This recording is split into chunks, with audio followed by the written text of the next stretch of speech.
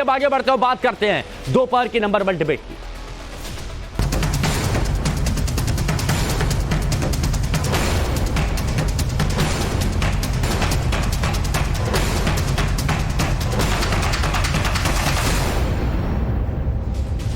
तो दोपहर की नंबर 1 डिबेट देख रहे हैं आप। मैं हूं आपके साथ हिमांशु दीक्षित। विष कांड में आरोपित एल्विश यादव भले ही नोएडा पुलिस के नोटिस के नजरअंदाज कर रहा है, लेकिन उसकी मुश्किलें कम नहीं हो रही, बढ़ती जा रही है। अब खुद मेनका गांधी ने गुरुग्राम पुलिस को चिट्ठी लिखी, एफआईआर दर्ज करने का दबाव बढ़ा दिया है। तो दूसरी तरफ एल्विश के खिलाफ नोएडा पुलिस रोज अपनी जांच का दायरा बढ़ा रही है और उसके खिलाफ ऐसे पुख्ता सबूत जुटा रही है कि ताकि अगर एल्विश पुलिस थाने पहुंचा तो वहां से घर वापस नहीं जाए। लेकिन इन सबके बीच सवाल यहां पर यह है कि आखिर इतने सारे सबूत पब्लिक डोमेन में हैं, तो आखिर गुरुग्राम पुलिस कार्रवाई करने से क्यों बचती रही? क्या उसे एल्विश के रसूख से डर है या फिर बात कुछ और? पहले एक रिपोर्ट आपको दिखाते हैं, फिर बात करें।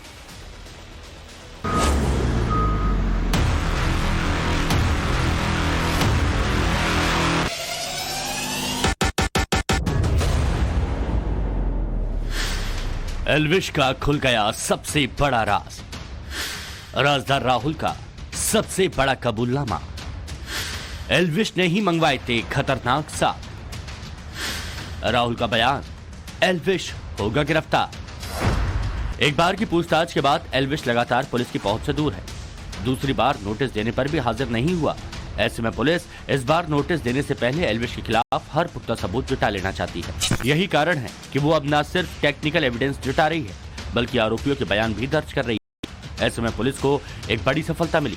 गिरफ्तार 5 सपेरों में एक राहुल ने एल्विश के खिलाफ जुबान खोली है। पुलिस को दिए बयान में राहुल ने कबूल किया है कि एल्विश को अच्छी तरह से जानता है। एल्विश के कहने पर नोएडा स्टूडियो में सांप लाया था। साथ ही एल्विश की मांग पर पहले भी सांप की सप्लाई की है। रिमांड के दौरान एल्विश से इस कबूलनामे के अलावा पुलिस राहुल और दूसरे आरोपियों के साथ उन जगहों पर भी गई जहां पर विश पार्टी हुई थी और वहां के इवेंट मैनेजरों से पूछताछ हुई।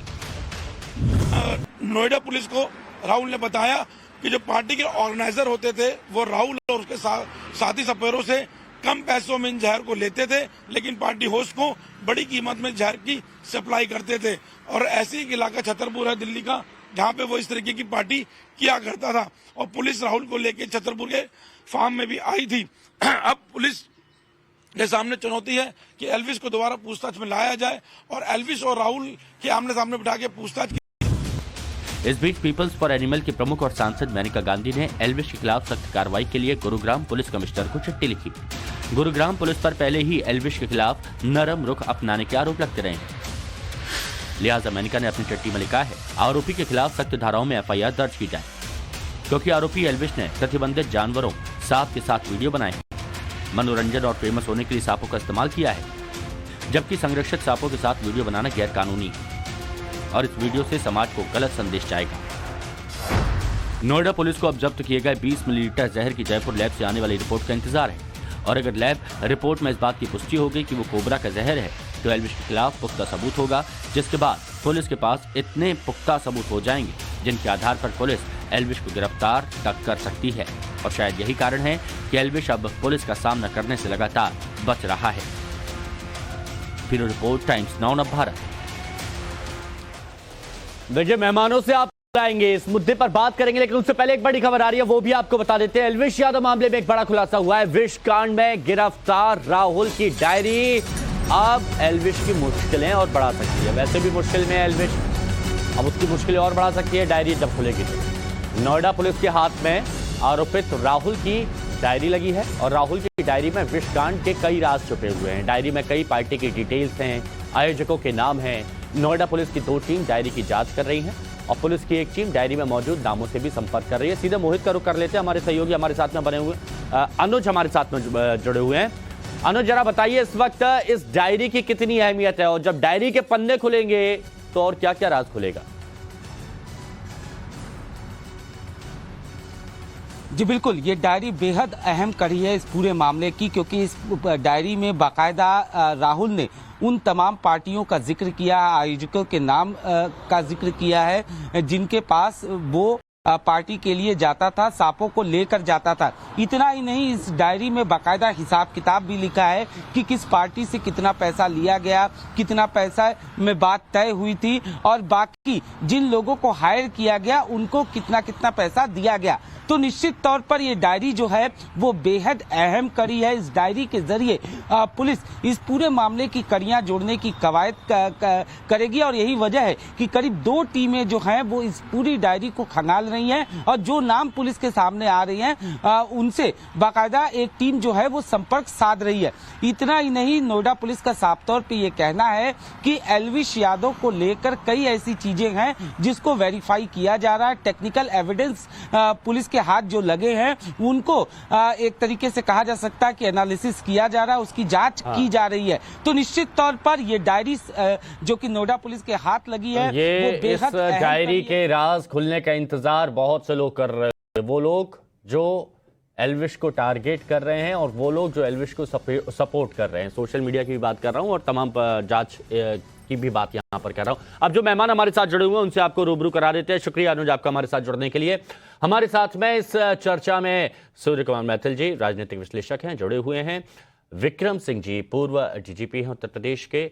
प्राची अधिकारी जी राजनीतिक विश्लेषक हैं और अवधेश कुमार जी वरिष्ठ पत्रकार हमारे साथ में जुड़े हुए हैं। आप सभी का बहुत स्वागत है। विक्रम सिंह जी, एक चिट्ठी आई है और चिट्ठी मेनका गांधी की तरफ से लिखी गई है और वो ये कह रही हैं कि गुरुग्राम पुलिस का अभी तक का जो रवैया है वो बड़ा अजीब रहा है, तो थोड़ा सा और दबाव बनाने की कोशिश यहाँ पर की जा रही है। आप कैसे देखते हैं, क्या इसका कितना असर पड़ेगा?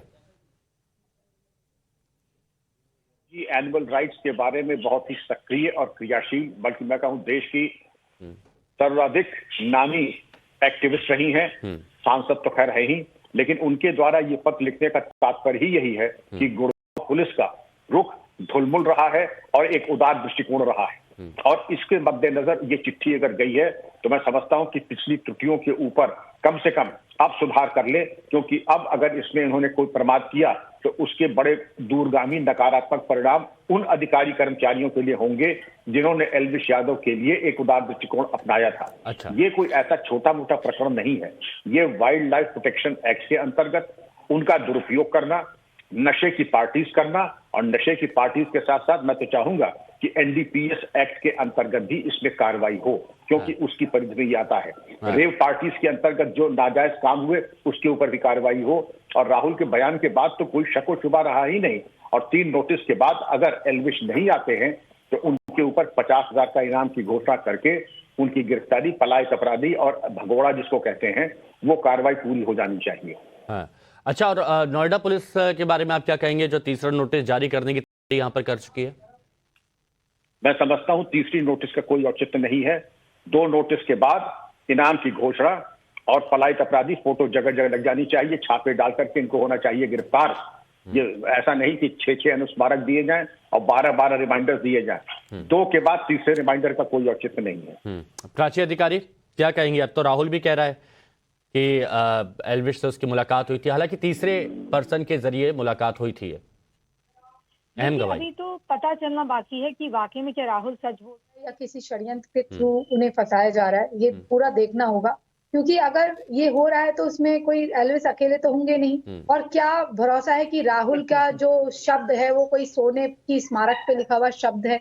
जरूरी नहीं कि राहुल कोई दूध का धुला हो। जब वो इतनी बातें कर रहा है, हो सकता है कि किसी षड्यंत्र के थ्रू उसे फंसाया जा रहा हो, क्योंकि जो कामयाबी एकदम से एल्विस को मिल रही थी और उसको देखते हुए इंडस्ट्री में एक दूसरे से लोग काफी जलते हैं, और वो यूट्यूबर से एकदम से बड़े सिनेमा के पर्दे पर आने की उनकी शुरुआत की कहीं ना कहीं एक बात होने लगी थी कि इंडस्ट्री में कहीं ना कहीं उनको लॉन्च करने वाले हैं। बहुत सारी ऐसी अंदरूनी बातें हो रही थी, गानों में भी वो दिखाई दे रहे थे। हो सकता है कि इस वजह से भी, क्योंकि इस इंडस्ट्री में लोग एक दूसरे से बहुत चिढ़ते हैं और ऐसे बहुत बार ऐसी चीजें हुई हैं कि लोगों ने दूसरों के घरों में जाकर भी ऐसे सामान रखे हैं जो नार्कोटिक्स की श्रेणी में आते हैं और लोगों को फंसाया है। बहुत सारे हमने ऐसे वाक्य देखे हैं, मैं किसी का नाम यहाँ पर नहीं लूंगी, लेकिन ऐसे बहुत से वाक्य हम जानते हैं कि किसी की पार्टी में कोई गया और षड्यंत्र के थ्रू उस पैडलर को भी भेजा गया है और वहां पर सामान भी रखा गया है और लोगों के करियर तबाह हो गए। हमने अच्छा, तो ये करियर भी एल्विश का करियर तबाह करने की कोशिश की जा रही है आपकी नजर में, ऐसा आपका मानना है? सूर्य मैथिल जी, आपका क्या मानना है? क्योंकि ये कहा जा रहा है कि जब कोई गरीबी से उठता है और फिर बहुत ज्यादा प्रसिद्ध हो जाता है तो वो 100 दुश्मन भी उसके बन जाते हैं। अब यहाँ तो एल्विश के मेरे को लगता है कि बहुत ज्यादा भी होंगे जो लोग उनके साथी कॉम्पिटिटर होंगे, यूट्यूबर होंगे, या फिर भी हो सकते हैं।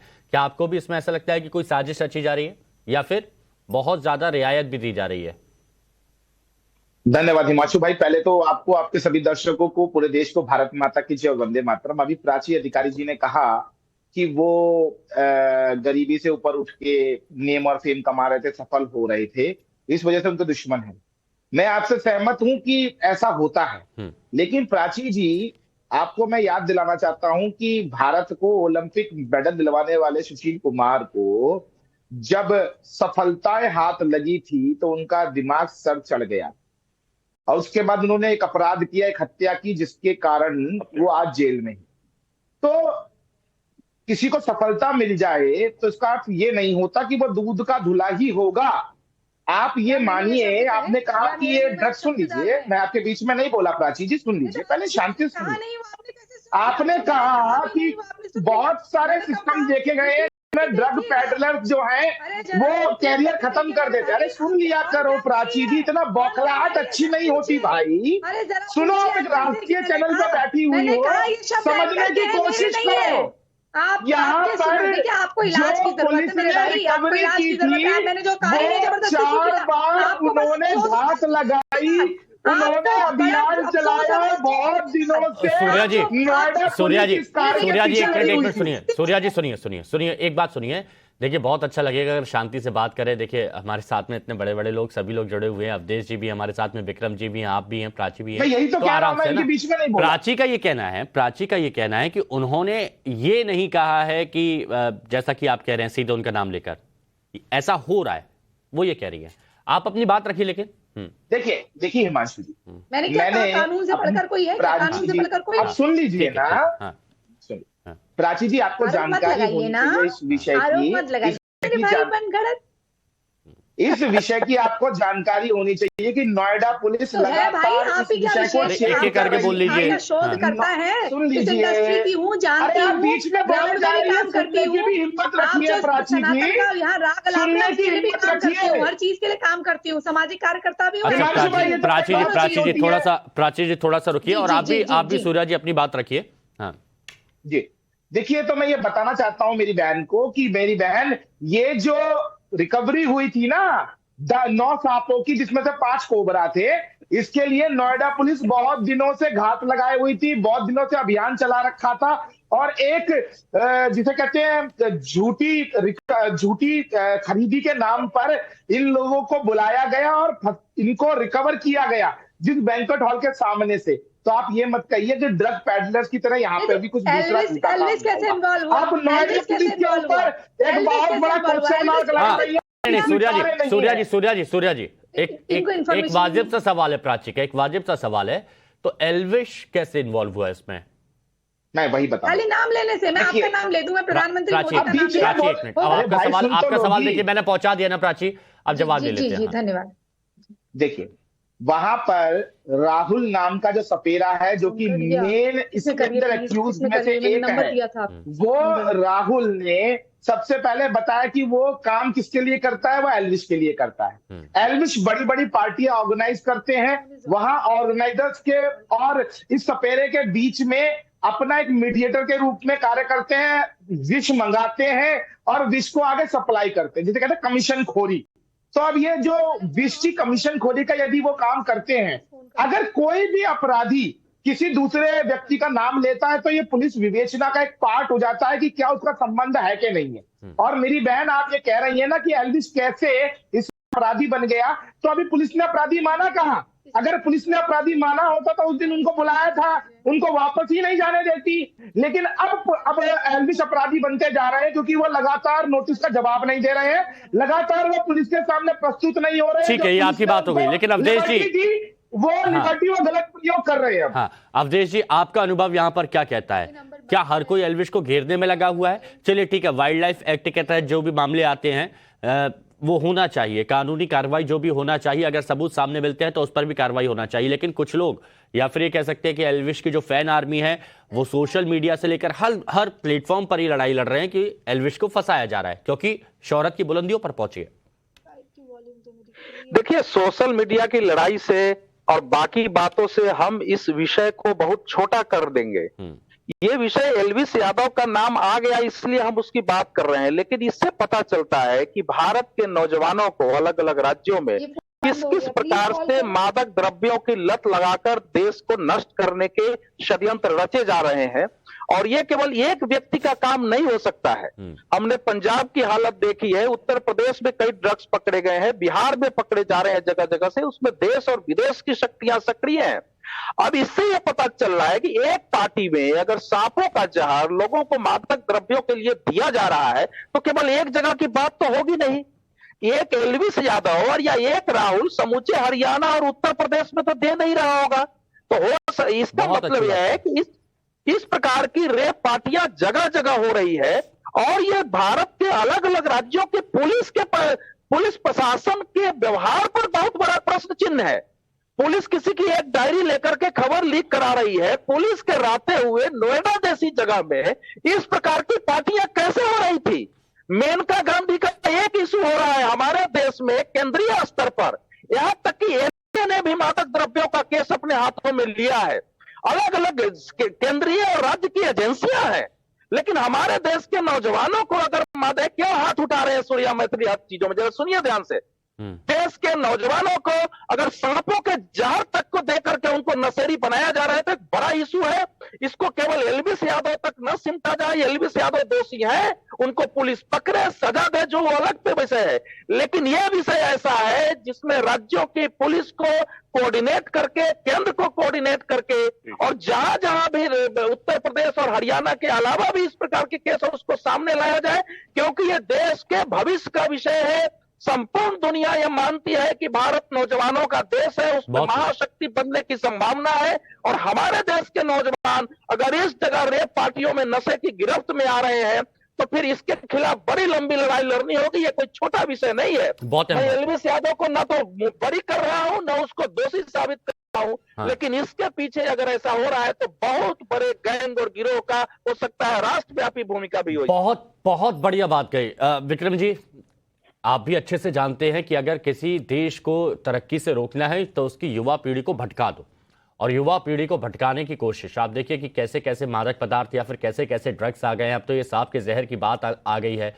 और अगर ये हो रहा है, अलग अलग राज्यों में हो रहा है, लोग एक्टिव हैं, तो एक इंसान तो ऐसा नहीं कर रहा होगा ना, बहुत लंबा एक नेटवर्क होगा, नेक्सस होगा। तो इस मामले में पुलिस को तत्परता से जो कार्रवाई करनी चाहिए उसमें कहीं आपको कमी नजर आई?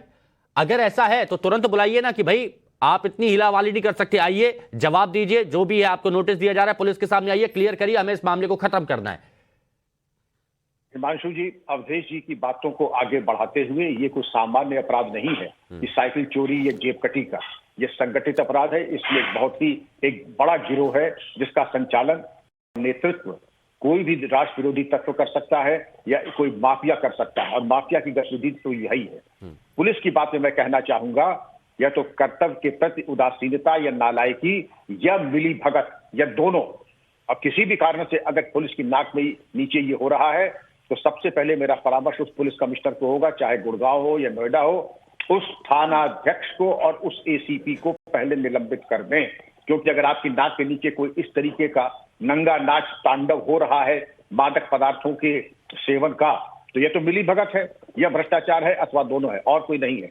अगर इसमें ऐसी कठोर कार्रवाई सेवन करने वाले, करवाने वाले और उसके प्रति जो ढुलमुल रवैया रखते हैं, तीनों के प्रति एक रोड मैप के तहत कार्रवाई होनी चाहिए।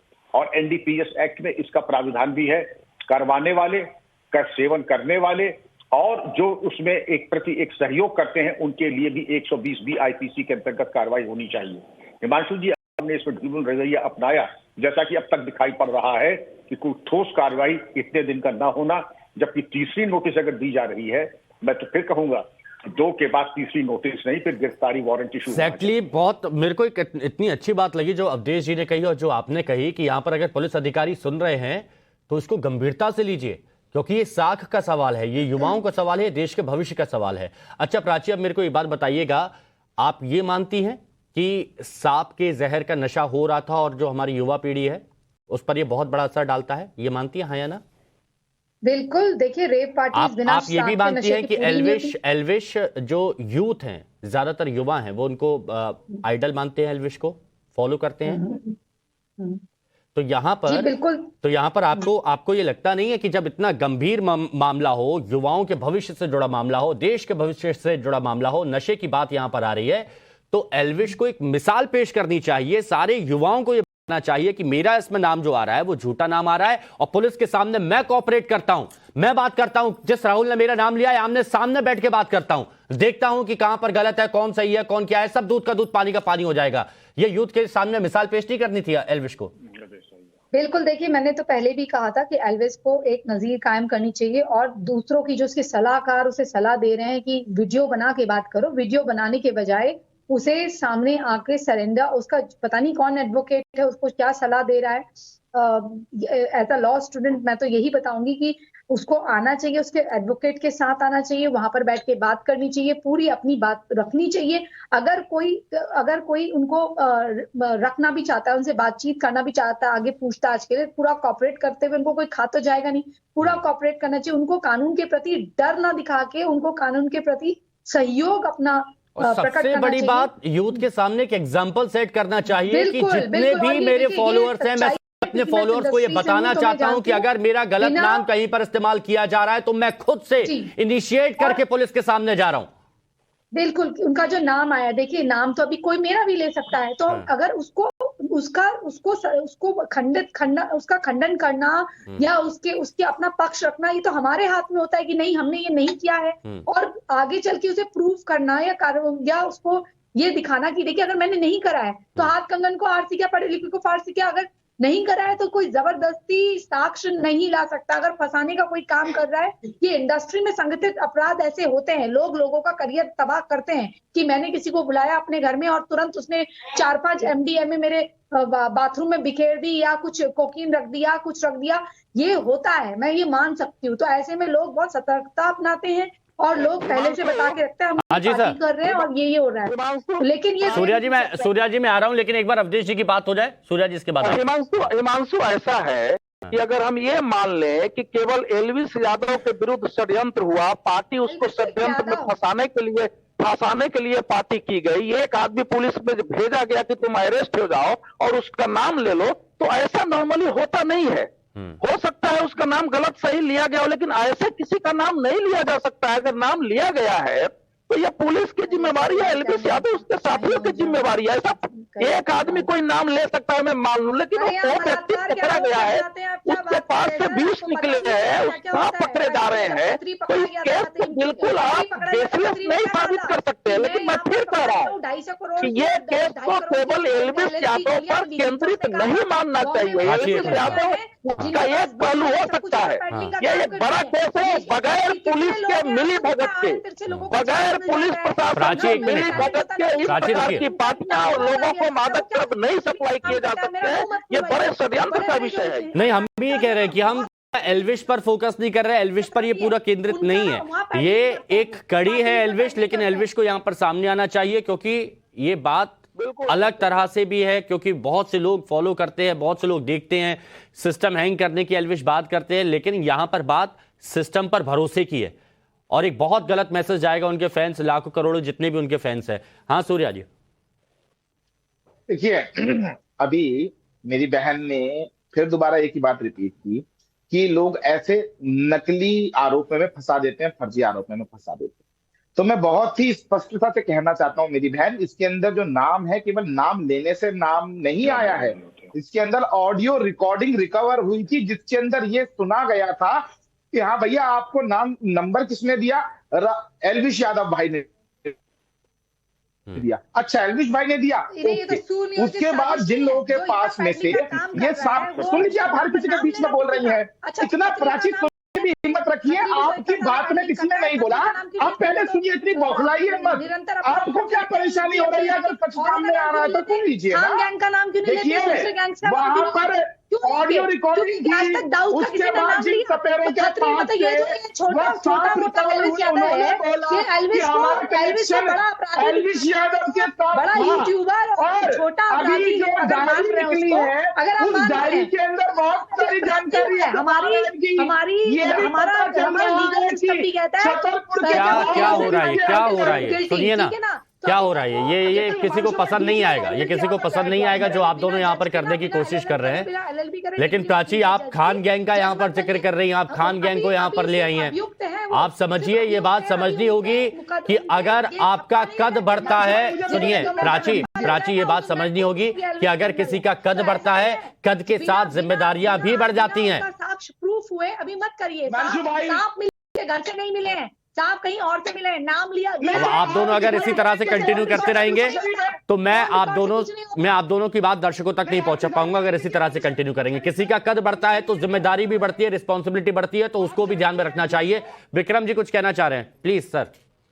मैं निवेदन करना चाहूंगा, ऐसा नहीं होता है कि कभी कभी फर्जी केसेस आते हैं, उनकी संख्या लगभग 1 से 2% होती है, लेकिन ये अच्छा विवेचक समझ जाता है क्या फर्जी है क्या सही है। आप इस केस में देखें, स्पॉट अरेस्ट हुई, स्पॉट रिकवरी हुई, स्पॉट रिकवरी इसकी हुई, स्नेक वेनम की हुई, और रेव पार्टी में स्पॉट अरेस्ट होने के साथ साथ जिसका जो मुद्दई है वो डीएफओ है, जो क्लास 1 इंडियन फॉरेस्ट सर्विस का ऑफिसर है। क्या हर चीज इतना कार्यक्रम फर्जी है? उसके बाद आइए इलेक्ट्रॉनिक एविडेंस पे, वार्तालाप, जो डायरी मिली है, जो इंडियन एविडेंस एक्ट में मान्य साक्ष्य है, जो सुप्रीम कोर्ट में मान्य है। मेरी बेटी प्राची जानती है कि ये जो डॉक्यूमेंटेड डायरी ऐसी है, नेचुरल कोर्स में लिखी गई है, सुप्रीम कोर्ट तक में मान्य है।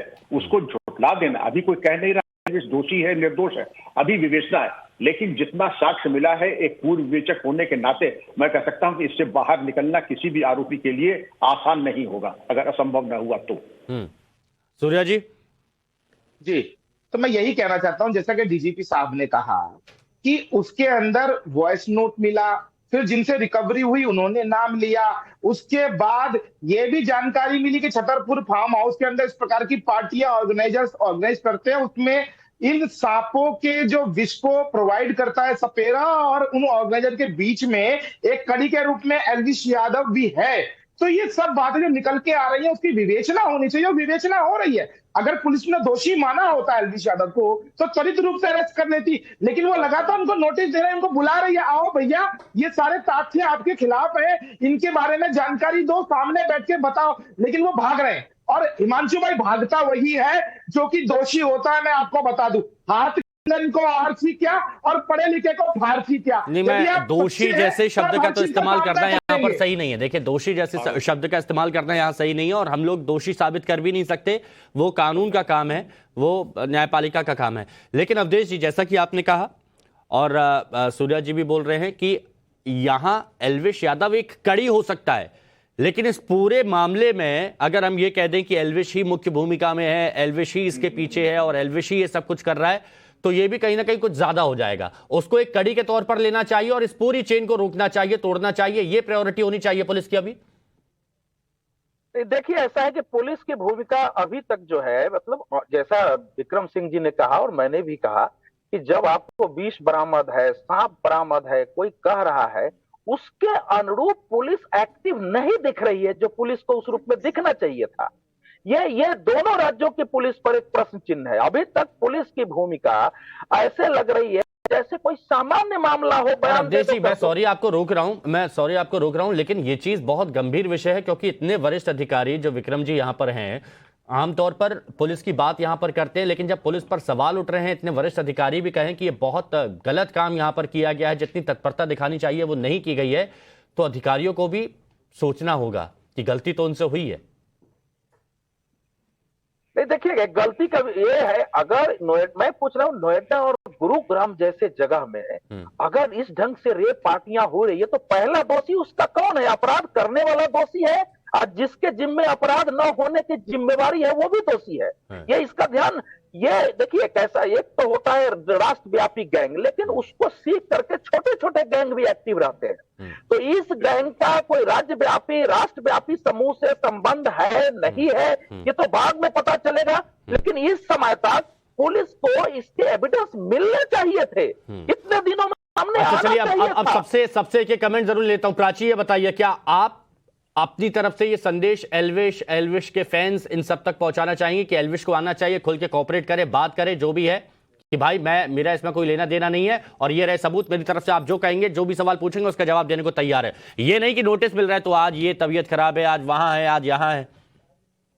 देखिए, विक्रम सिंह जी का बहुत सम्मान करती हूँ और बहुत आदरणीय है। उनकी कुछ बातों से मैं अधिकतर बातों से मैं सहमत हूँ।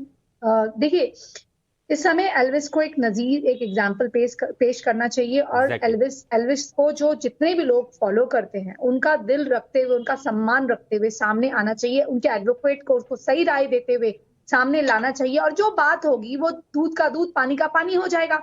अगर देखिए, अगर उनसे कोई गलती भी हुई है तो वो उसको भोगे। अगर हमने कोई अपराध किया, जैसे हमें कोई रिवॉर्ड मिलता है, हम उसको बड़ा खुशी खुशी दिखाते हैं। अगर हमसे कोई गलती होती है उसे भी दिखाएं, कोई प्रॉब्लम नहीं। उसको सही करें कि अगर आप किसी गलत चीज में फंस गए हैं या कोई फंसा रहा है या गलत नाम आ रहा है, तो दोनों चीज का कानून में सॉल्यूशन है। अगर अभी वो अपराधी नहीं ये बने जो आपने हैं, सॉल्यूशन की बात की और एक आपने सजेशन भी बहुत अच्छा दिया है कि उनके अधिवक्ताओं को, उनके जो अधिवक्ता हैं जो भी है, उनको सही फैसला देना चाहिए या फिर उनको एक सही सुझाव देना चाहिए, या फिर एल्विस को ये करना चाहिए कि तुरंत अपना अधिवक्ता बदले, एडवोकेट बदले और जो उन्हें सही समझ आए, बिल्कुल सामने आए, अपनी बात रखे। कानून उनको खा नहीं जाएगा। कानून में अपराधी के लिए भी, अगर किसी से अपराध हो जाता है उसके लिए भी सॉल्यूशन है, उसके लिए भी धाराएं हैं, उसके अंतर्गत भी वो अपना बचाव रखने के लिए, क्या वो उन्होंने किसी चीज का अटेम्प्ट करा था या वो या उनका फर्स्ट टाइम था या उनको फंसाया गया है या कोई उनको षड्यंत्र रच रहा है, कोई उनको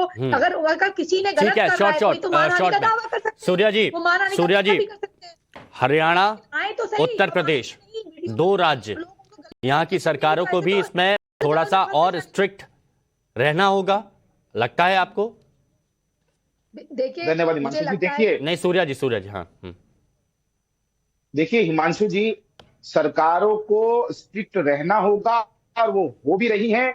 जिस प्रकार से नोएडा पुलिस ने लगातार छापेमारी करके और लगातार चेज करके इस प्रकार से रिकवरी करी और एक बहुत बड़े गैंग का भांडाफोड़ किया है। पहले तो नोएडा पुलिस साधुवाद की पात्र है और दूसरी चीज, दिल पे हाथ रख के एक बात बताइएगा सूर्या जी, दिल पे हाथ रख के एक बात बताइएगा मेरे को, एल्विस की जगह कोई आम इंसान होता, कोई भी आम इंसान होता, तो क्या इस तरह से उसको थोड़ी रियायत शब्द का इस्तेमाल नहीं करना चाहिए, लेकिन ये कहना चाहिए क्या इतनी लिबर्टी यहां पर मिल सकती थी कि ठीक है, एक नोटिस, दूसरा नोटिस, अब तीसरा नोटिस की तैयारी है?